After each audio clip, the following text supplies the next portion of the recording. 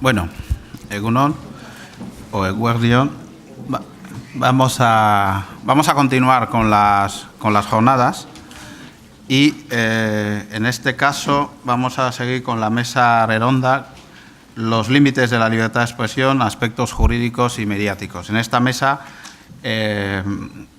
la otra cara del debate que vamos a tener durante estos días sobre los populismos y demás, que han planteado con anterioridad, tiene su encaje normativo, ¿no? Y esta mesa tiene ese enfoque más o menos normativo, aunque hemos pedido a los ponentes y a la ponente que intenten ser lo más pedagógicos posibles para entendernos y no meternos mucho en mucha normativa.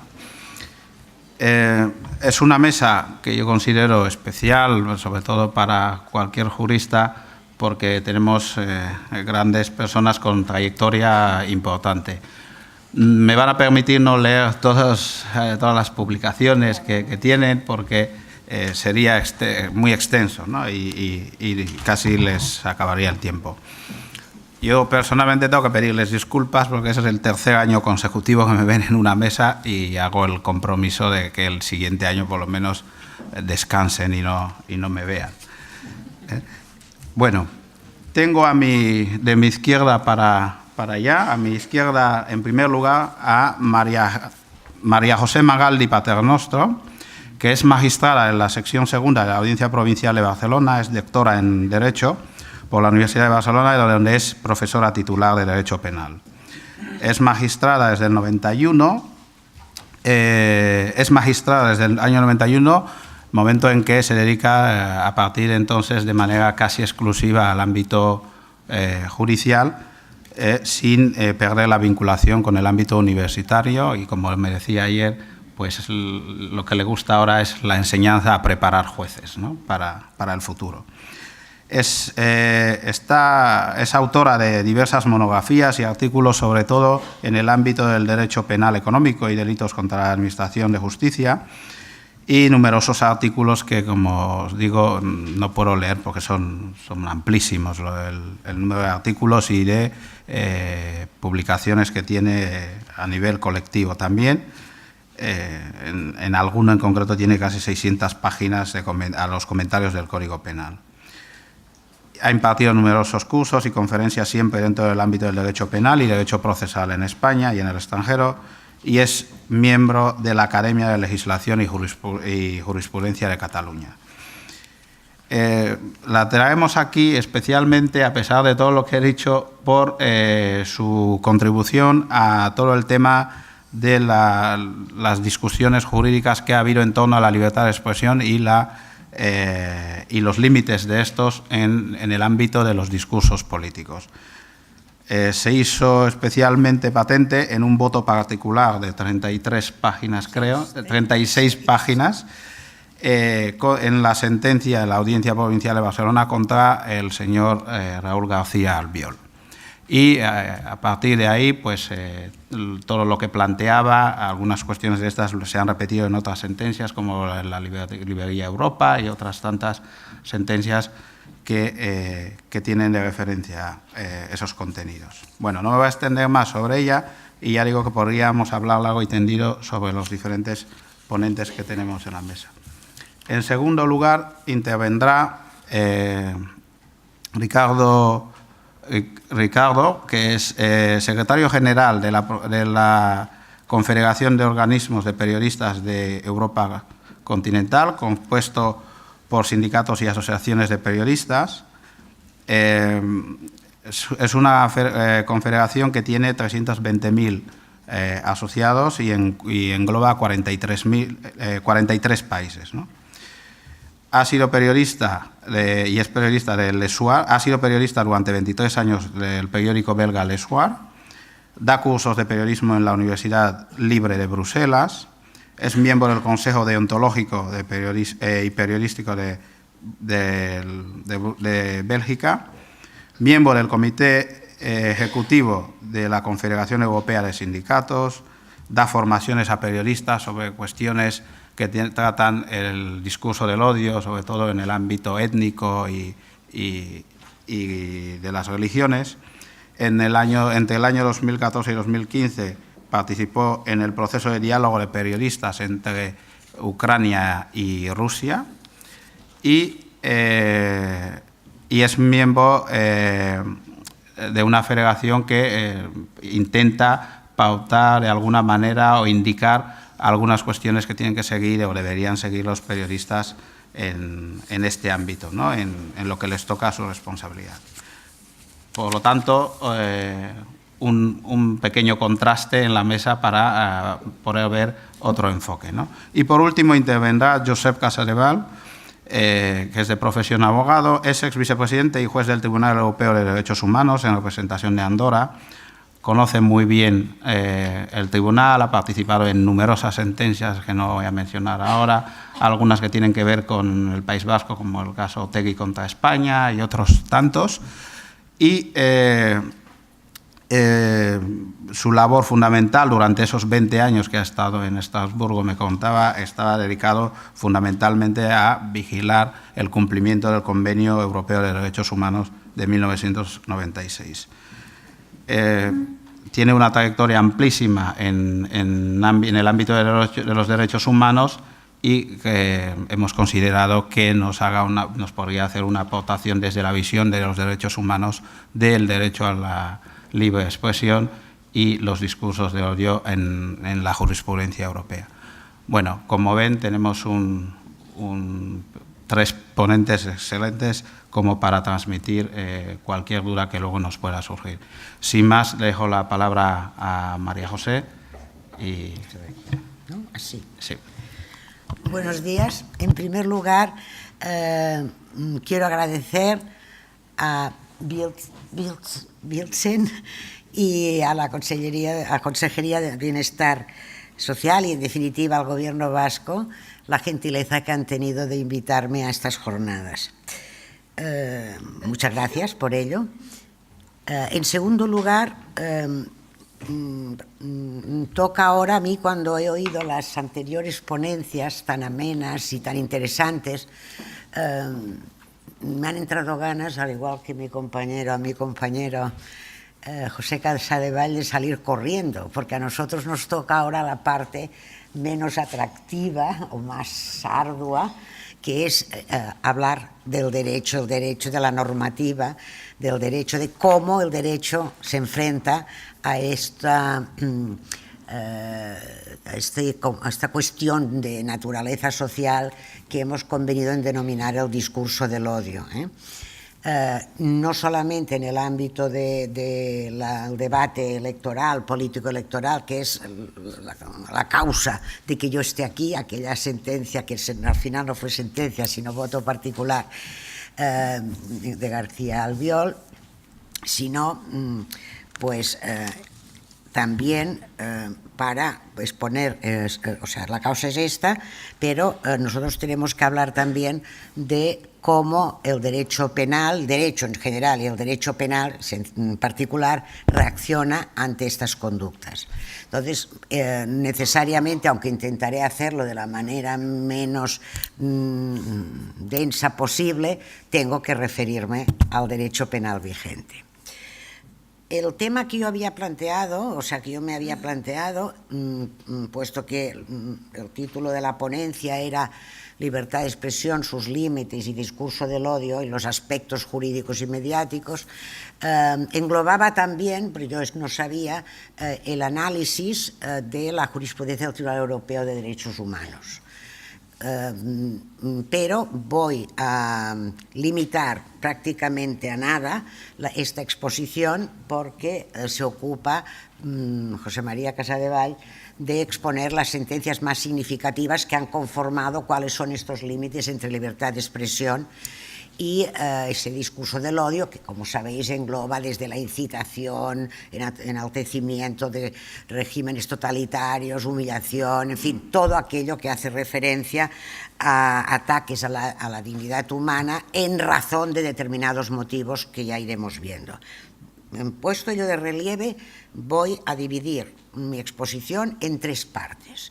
Una primera parte que limito a cuál es el punto de partida de nuestro Tribunal Constitucional, o cuál ha sido siempre el punto de partida de nuestro Tribunal Constitucional, en sede de fijar los límites a la libertad de expresión, tema realmente importante con el que aquí nos ocupa, porque en principio parece que van a hallarse en conflicto dos derechos fundamentales, el derecho a la dignidad humana, a no ser discriminado, etcétera, y el derecho de expresión.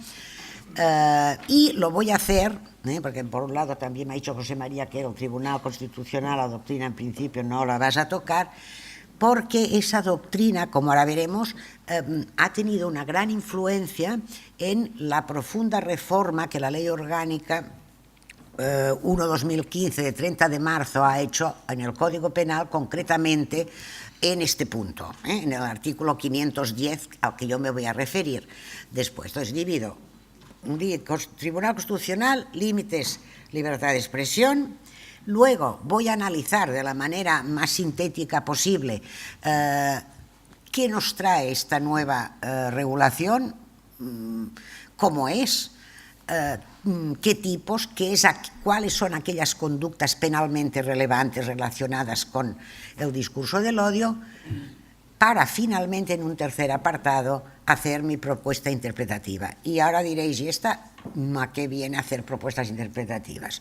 Pues vengo a hacer propuestas interpretativas porque, de la misma manera que sucedió con la anterior legislación, bajo la cual tuvo lugar pues las condenas y o absoluciones en los temas de la librería Europa o en el tema García Albiol, la jurisprudencia era muy poca, había muy pocas condenas, muy pocas causas. Ahora nos vamos a encontrar con el mismo problema. Yo no he encontrado todavía que se haya juzgado nada a nivel de audiencias provinciales, y por tanto, si no ha llegado, no está allí, no ha llegado al Supremo. El Supremo sí tiene, con la anterior legislación se pronunció sobre el tema de la librería Europa y otros temas que hubieron en Barcelona sobre esto, pero ahora no. Entonces, las propuestas interpretativas que yo intento hacer, es pura y simplemente para ofrecer, desde mi perspectiva profesional, no solamente como juez, sino también por el bagaje dogmático que llevo encima, porque me dediqué 20 años a la universidad y allí la producción científica o académica se sujeta a los límites de la interpretación dogmática. Entonces, son unas propuestas de posible interpretación de un tipo penal que ya adelanto que tiene como 2 páginas y medias, punto tras punto tras punto, que no hay quien lo entienda y que a la hora de interpretarlos va a traer muchísimos problemas. Señalado ello, empiezo ya con parte primera. ¿Qué entiende nuestro Tribunal Constitucional? ¿Qué es la libertad de expresión? ¿Cuáles son los límites que ha puesto lo que llamaríamos el núcleo duro, intocable, de la libertad de expresión? La doctrina del Tribunal Constitucional español, en relación con el discurso del odio, ha presentado importantes diferencias, pues se verá mucho mejor cuando hable José María, respecto de la jurisprudencia emanada del Tribunal Europeo de Derechos Humanos.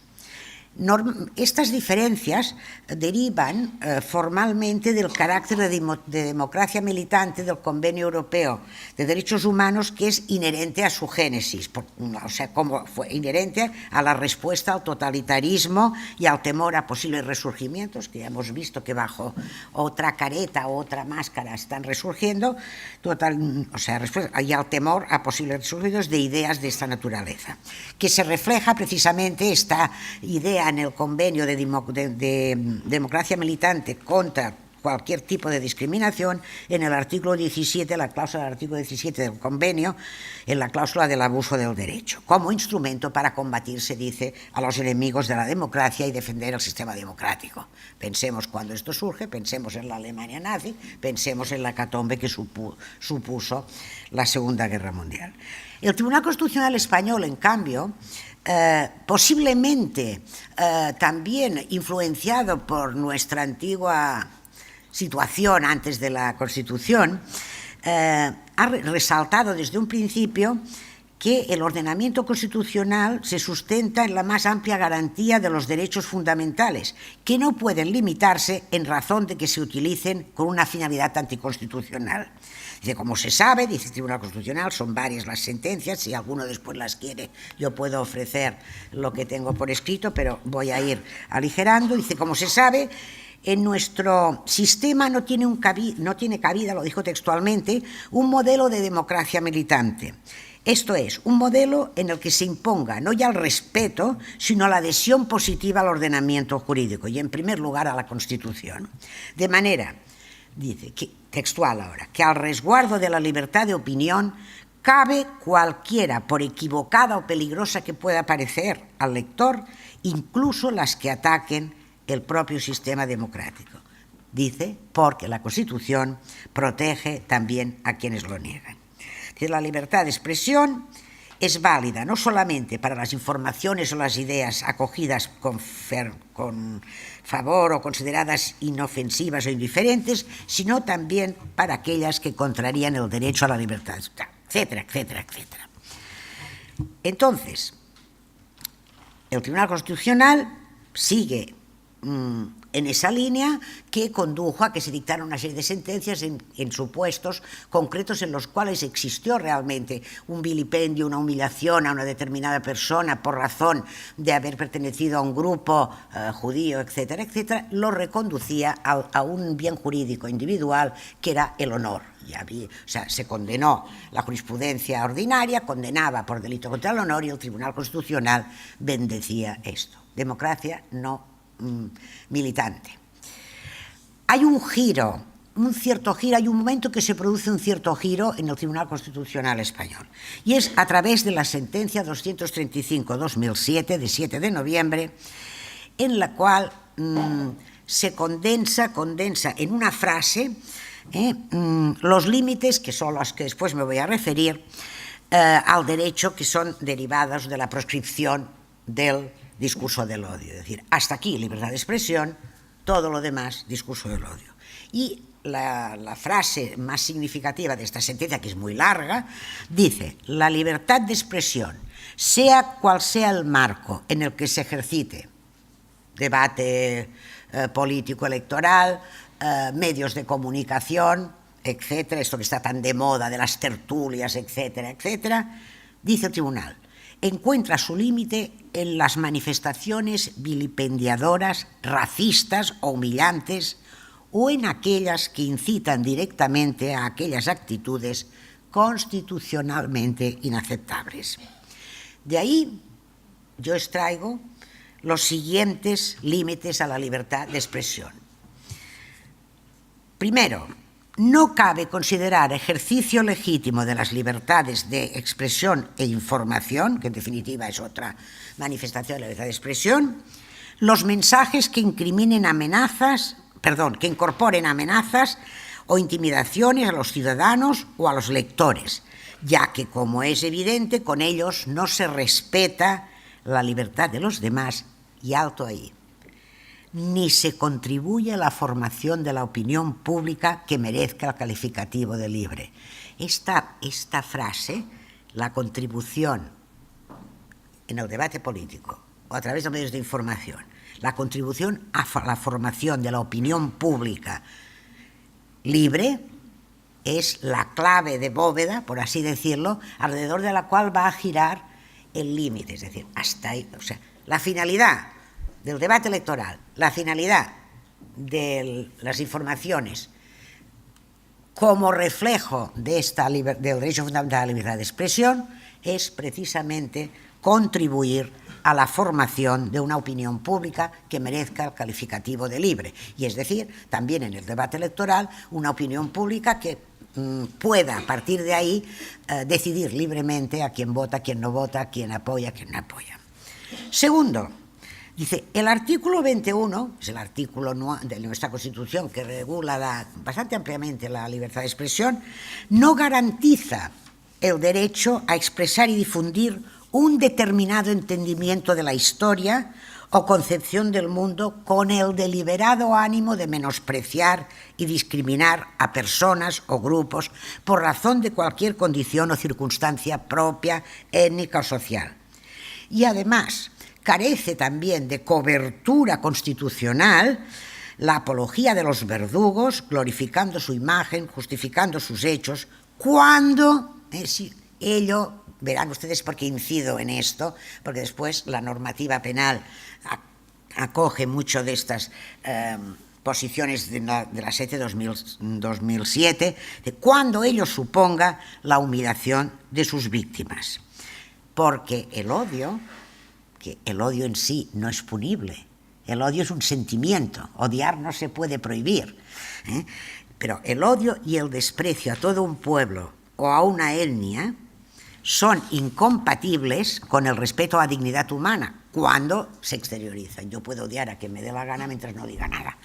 Y porque el derecho al honor de los miembros de un pueblo o etnia, en cuanto protege y expresa el sentimiento de la propia dignidad, resulta sin duda lesionado cuando se ofende, desprecia, menosprecia a todo un pueblo o una raza, cualesquiera que sean. Tercer límite. La libertad de expresión también encuentra su límite en las manifestaciones vilipendiadoras, racistas o humillantes, y en aquellas que incitan directamente a dichas actitudes constitucionalmente inaceptables otra vez.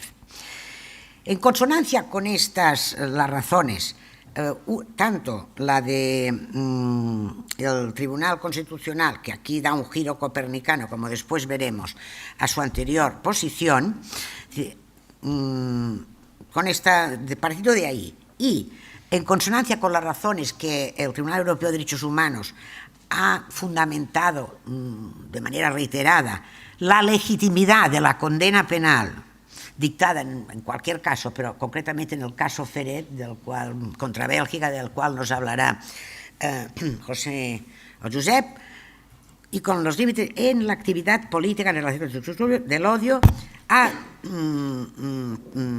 constitucional, doctrina Ferret, Tribunal Europeo, nos permiten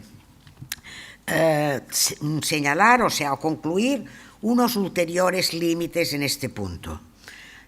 Primero, toda conducta consistente en incitar a la discriminación hacia determinados grupos sociales, sea cual fuere el contexto en que se realicen, no está amparada por la libertad de expresión. Pero alto, ello no quiere decir que inevitablemente cualquiera de estos supuestos sea una conducta penalmente relevante. No todas. Segundo, que a estos efectos debe distinguirse de otras las expresiones verbales o escritas que, dirigidas al fin de legítimo de toda contienda política, que no es otro, como digo y repito, que se contribuir a formar una opinión o conciencia pública, libres, etcétera, etcétera, pero los ciudadanos elijan, son objetivamente, todas son objetivamente idóneas a aquella finalidad, aun cuando por motivos electoralistas se transmitan con un lenguaje virulento o hostil contra algún grupo o grupo social o grupo político. Tercero, deberemos distinguir entonces de aquellas expresiones que, no siendo idóneas a tal fin, no van dirigidas, sino todo lo contrario, a formar una opinión libre entre los ciudadanos, sino a manipularlos. O sea, puede haber un exceso en el lenguaje dentro de la lucha política. En uno de esos temas, en uno de esos puntos, se centró la sentencia a la que también se referirá, me imagino, José María, el caso Otegui, etc. Distinguirse de aquellas expresiones que, no siendo idóneas a aquel fin, no van dirigidas a formar esta opinión libre, sino a manipularlos para obtener votos, instrumentalizando a grupos o colectivos sociales respecto de los cuales se vierten juicios de valor e informaciones que menoscaban su fama o crédito como grupo social. Ahí se englobaba la sentencia condenatoria que yo intenté, yo apoyé contra García Albiol, que era contra un colectivo gitano por motivos electorales, etcétera, etcétera. Otro límite. Estas primeras manifestaciones de desbarajuste, de exceso, incluso, en cierta manera, pues, injuriosas dentro del debate político, o incluso también en el marco de la difusión de opiniones a través de los medios públicos, que se extralimitan respecto de un grupo, de determinadas personas, pueden ser éticamente reprochables, pueden ser democráticamente intolerables. Recordemos que nuestra Constitución, el Tribunal Constitucional dice que no existe una militancia, una beligerancia, en el sentido de que puedes defender incluso, dice, todas estas pueden ser éticamente reprochables, pueden ser democráticamente tolerables, pero hayan cobijo en el derecho a la libertad de expresión, pues como dijo el Tribunal Europeo, y ahora vuelvo a citar en la sentencia que antes he citado del caso Otegi contra España, a quien participa en un debate con relevancia pública le está permitido recurrir a una determinada dosis de exageración o incluso de provocación, es decir, de ser un tanto inmoderado en sus observaciones. De un Estado democrático, sarcasmos, burlas y tópicos deben ser permitidos en el juego del debate político por estar amparados y tal, excepto, como he dicho antes, si son encuadrables, si son objetivamente encuadrables por lo que antes he dicho en el discurso del odio.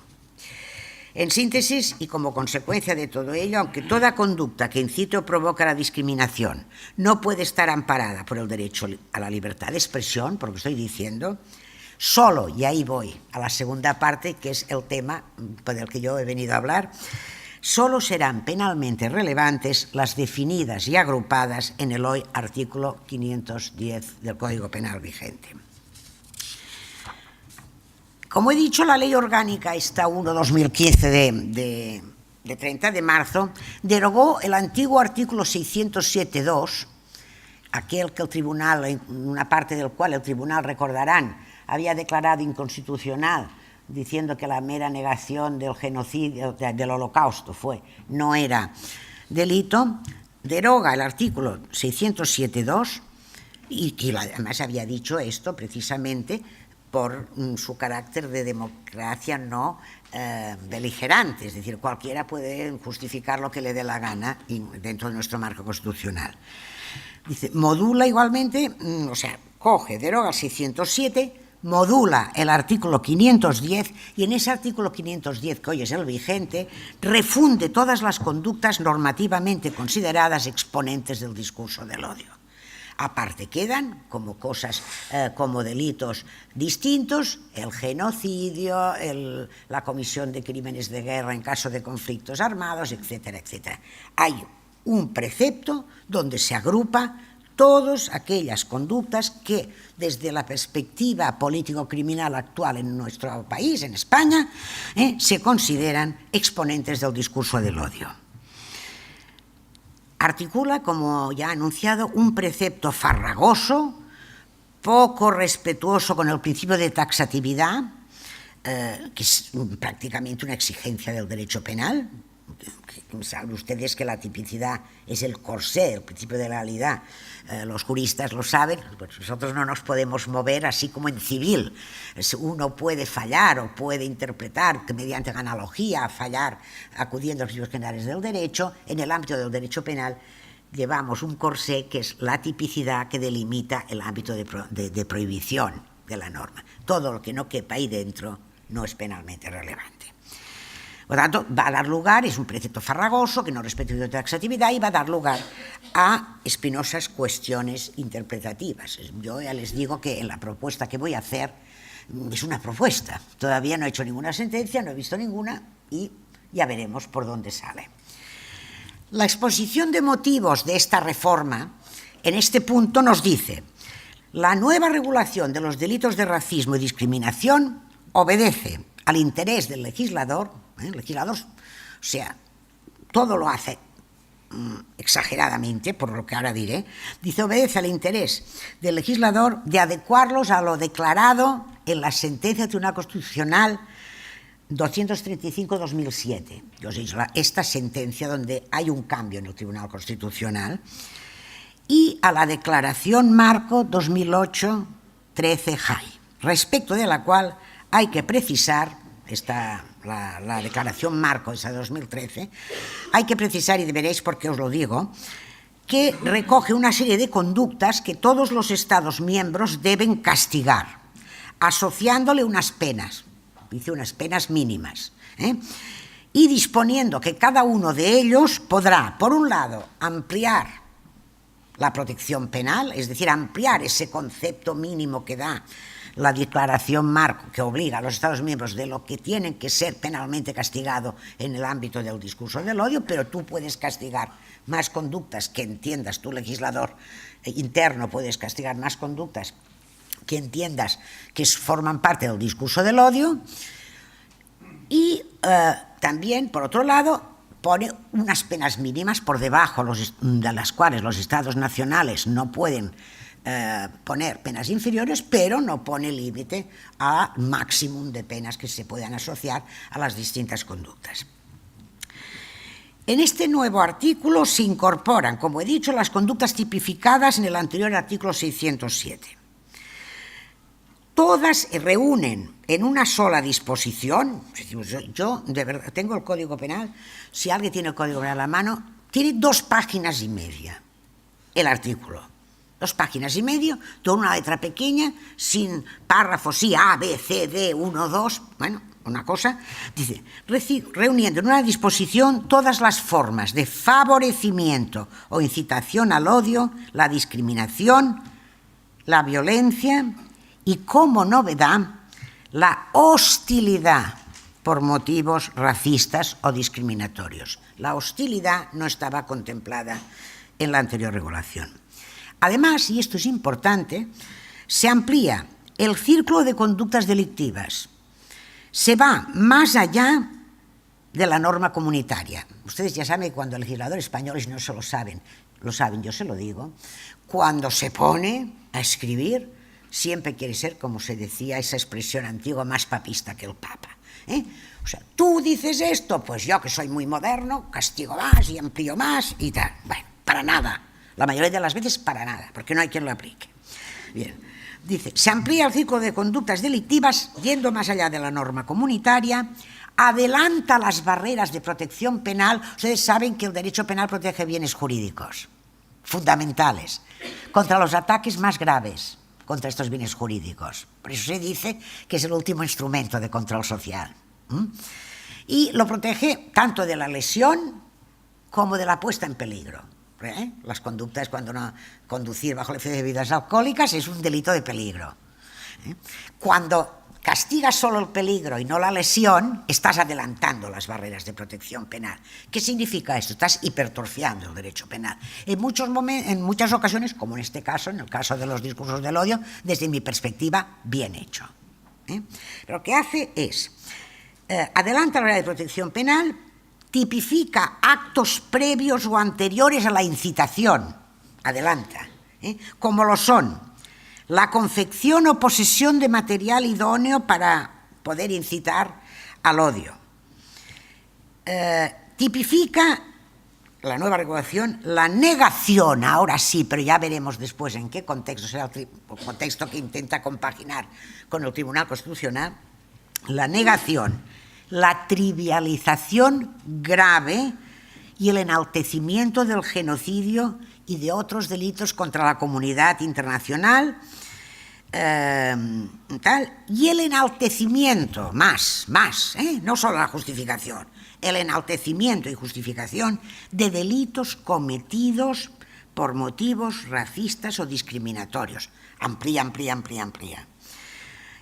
También castiga la humillación, menosprecio o descrédito de las víctimas de estos delitos y la elaboración, posesión o distribución de material de esta índole. Como ven, castiga todo. El adelanto es inmenso. Dice, pero a pesar de esa amplitud de conductas, que son penalmente relevantes, que nos van a traer problemas a la hora de interpretarlas, lo cierto es que la reforma se mantiene en el marco fijado por la sentencia del Tribunal Constitucional de 2007, en orden a, y recuerden la palabra, porque esto nos va a servir para interpretar, a la idoneidad de las conductas de promoción, favorecimiento directo o indirecto del odio, la discriminación, la violencia, la hostilidad contra un grupo de personas o sus miembros. Al margen de lo que acabo de decir, la principal novedad, 8 minutos, a los otros les has dado más. O sea, me puedes dar 4 o 5 más, ¿verdad que puede darme 4 o 5 más? Al margen de lo dicho, la principal novedad es que incluye por primera vez la protección a la persona singular. Antes era a los grupos, en razón de, a los grupos. La referencia a la persona determinada es una importantísima novedad. Una persona, un miembro de este grupo, individualmente considerado. En síntesis, y ya iré a toda castaña, pero es que no puedo ir más, porque si no se enterarán de nada. En síntesis, la nueva normativa, sintéticamente, se estructura así. En el artículo 500, sobre todo para los no juristas, 510.1, se regulan, hay 2 grandes apartados, un primer apartado, 510.1, y otro apartado, 510.2. Ahí se estipulan las conductas típicas. Luego tenemos conductas agravadas y otras conductas hasta el 512, que son todas relativas a consecuencias jurídicas, etcétera, accesorias al delito, pero yo me centro en esto. Se castiga, en el apartado 510.1, se castigan las conductas de fomentar, promover, incitar directo o indirectamente al odio, hostilidad, discriminación y violencia.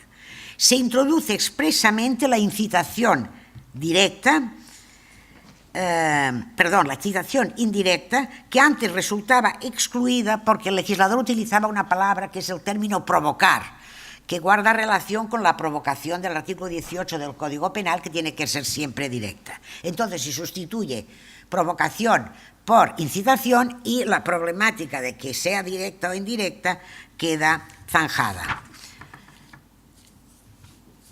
Segundo, en el apartado 510.1, segundo, producir, elaborar, poseer con finalidad de distribuir, facilitar el acceso, distribuir, etcétera, etcétera, etcétera, promover o incitar directo o indirectamente el odio, hostilidad, discriminación. Es el apartado en el que se incluirían los supuestos de la librería Europa.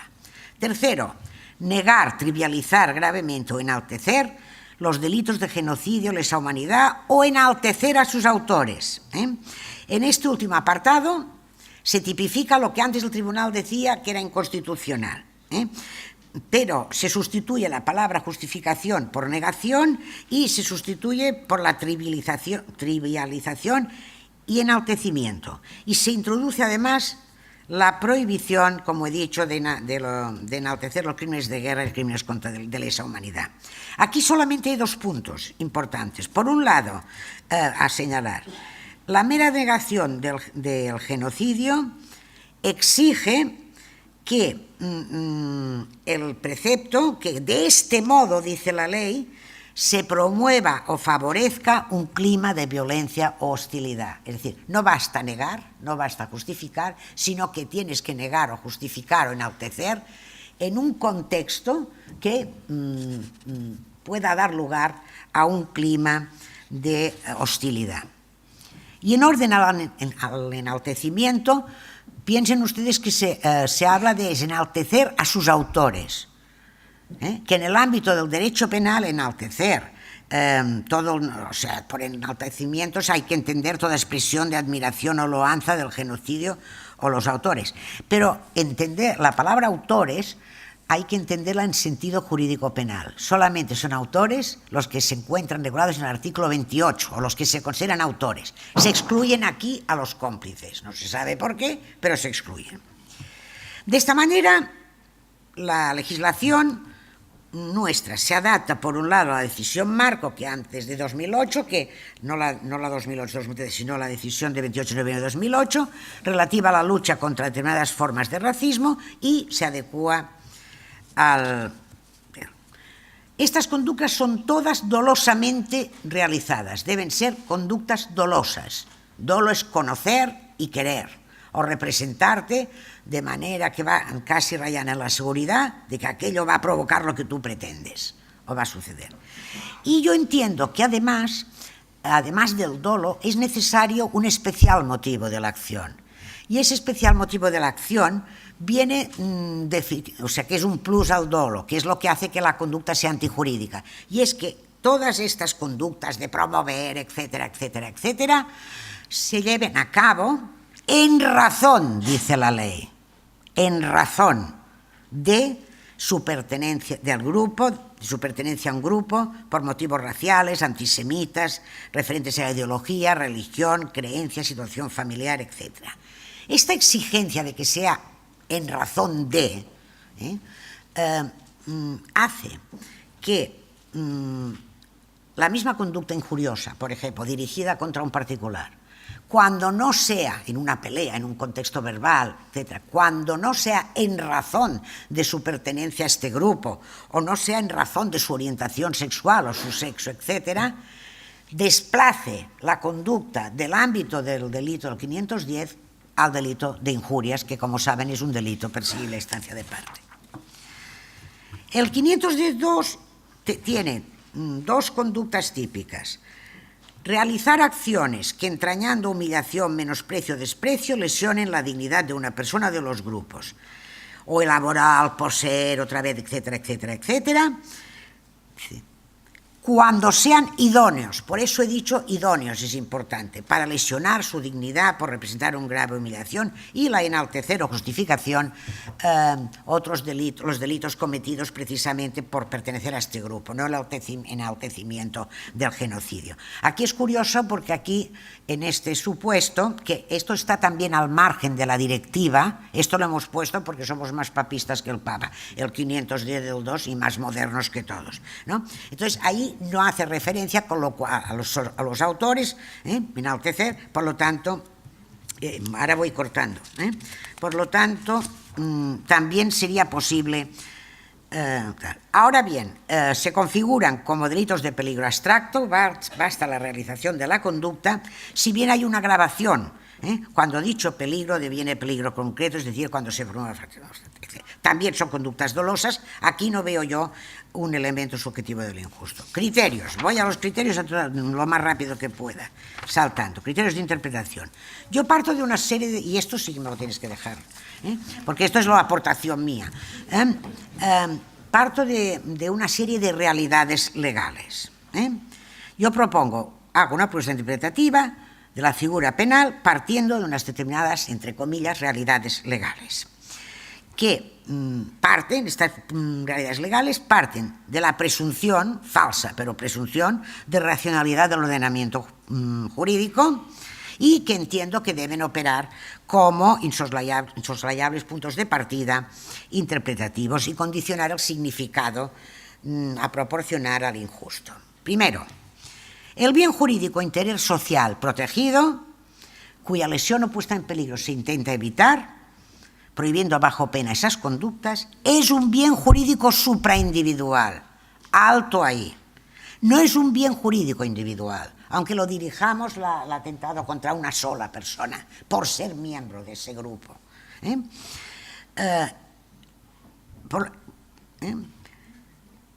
Termino, porque si no... digo, no, o sea, voy más rápido. Esto es la base. Parte tal, y esto ya lo he dicho, digo, efectivamente, partiendo de la base de que en la sección primera del capítulo 6 del título 21, en el que la conducta se inserta, se recogen comportamientos heterogéneos, parece existir concordia en que el bien jurídico protegido, como he dicho, pivota alrededor del derecho a la no discriminación y al respeto escrupuloso a la dignidad humana. ¿Cuál es el bien jurídico protegido? Es esencialmente el principio de igualdad del artículo 14 de la Constitución española, entendido no solo como el derecho a ser tratado de modo igual al otro, sino también como el derecho a gozar de las mismas condiciones de tranquilidad y de seguridad que el otro en la vida cotidiana al margen de la diferencia típica. La realidad, o sea, la particularidad radica en que, bueno, esto lo dejo, voy más rápido, porque si no Diógenes me va a echar. Entonces, la figura penal además se inserta en el ámbito del Código Penal, no en un capítulo propio asistemático, sino que como un apartado en un precepto en el que se prohíbe bajo pena incitar directo o indirectamente a la comisión de actos de hostilidad. Cada uno de ellos son exponentes alrededor de lo que ha sido definido como discurso de odio, que no tiene que ser desconocido por el juez. El juez tiene que partir de esa base. Tiene que partir de la base de que si aquello está allí, es porque aquellas conductas han sido definidas doctrinalmente y por el Tribunal Europeo de Derechos Humanos como discurso del odio. Y partiendo de estos presupuestos, voy a la interpretación penal. Tengo que respetar dos cosas. Primero, los criterios de interpretación hermenéuticos, artículo 3.1 del Código Civil. Segundo, otro principio. El derecho penal es el último instrumento de control social, el último que tiene que operar. Por lo tanto, al legislador le dicen principio de intervención mínima. Y ese principio al juez, ¿qué le significa o al intérprete? Significa el mandato de interpretar restrictivamente los tipos penales. Sin traspasar nunca el sentido literal del precepto. Si tú traspasas el sentido literal del precepto, estás incidiendo en analogía. Y el derecho penal tenemos ese corsé que os he dicho, el principio de legalidad. Entonces, a partir de ahí, punto primero, propuesta primera de interpretación.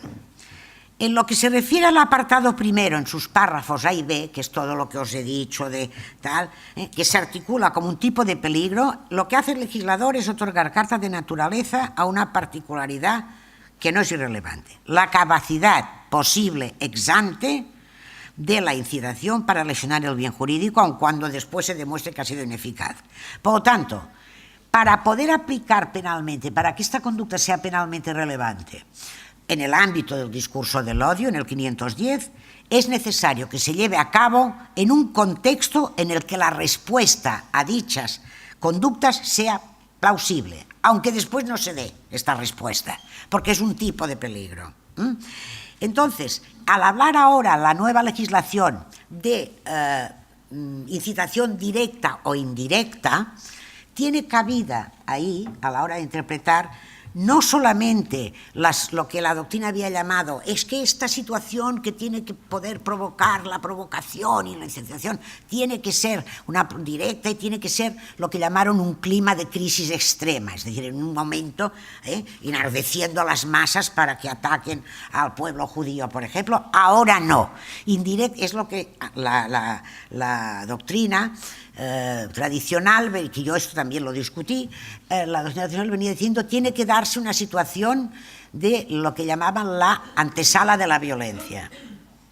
Mientras que yo entiendo que el indirectamente ahora hace posible lo que se denominaría la antesala de la violencia. Es decir, basta con que sea plausible que dé lugar a esto para que la conducta entre.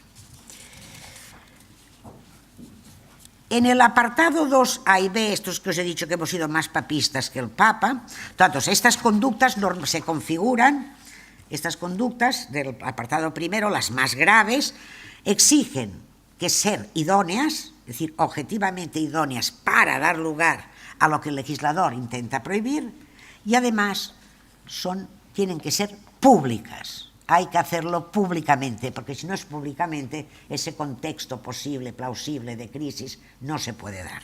En cambio, en el segundo apartado, basta con que sean idóneas. Es decir, estas conductas o sea, que se realizan para lesionar la dignidad de una persona por su pertenencia al pueblo, entrañando humillación, etcétera, basta con que sean idóneas. Es decir, que objetivamente sean aptas objetivamente para lesionar la dignidad de los grupos de las personas, aunque no lo lleguen a lesionar. ¿Por qué? Porque ya es una conducta peligrosa. Pero fíjense ustedes, el legislador exige en penal que sea grave, humillación grave. Entonces, por humillación grave, descrédito grave o desprecio grave, que es lo que dice, esto nos reconduce al delito de injurias. Es prácticamente una reproducción del delito de injurias. El delito de injurias es un delito perseguible en instancia de parte, y en el delito de injurias se nos dice: únicamente constituirán delito de injurias aquellas expresiones en menosprecio, descrédito, lo mismo, que sean consideradas públicamente como afrentosas. Todo lo demás, que antes constituía una falta, ha desaparecido del Código Penal. No hay delito leve. Por lo tanto, estas conductas dirigidas a lesionar la dignidad tienen que representar... Un minuto, he terminado. He terminado. Tal. Ya está. Hay más cosas, pero no me las deja decir. Si me permitís, este último minuto podría hablar mucho más. Si alguno tiene interés, porque he escrito miles de páginas aquí, pasándome, yo puedo facilitarles la ponencia. Si me dejáis terminar un momento, simplemente decirme...